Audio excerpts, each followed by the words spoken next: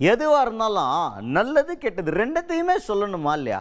எப்போ பார்த்தாலும் கெட்டது மட்டுமே சொல்லிட்டு இருந்தா கச்சிட்டமாக இருக்கு எங்களுக்கெல்லாம் அப்படின்ற மாதிரி பேசியிருக்காரு ஒருத்தர்.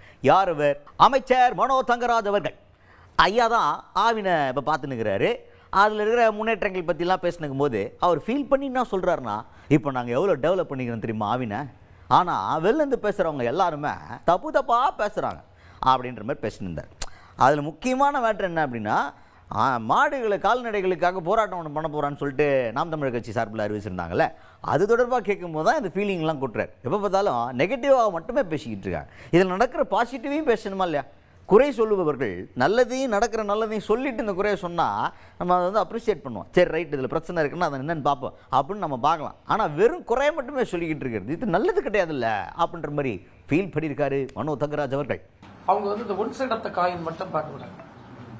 நீங்கள் வந்து two sides of the coin பார்க்கணும். பிரச்சனைகள் இருக்கா இருக்குது. நீங்கள் அர்பனைசேஷனையும் கேட்குறீங்க. அர்பனைசேஷன் வர வரை கொஞ்சம் மேட்சர்ல காரியங்கள்லாம் போகிறது உண்மைதான். பட் இதை ரீட்டைன்மெண்ட்டுக்குள்ள முயற்சிகளை அரசு மேற்கொள்ளுதான்னா அதுவும் மேற்கொள்ளுது.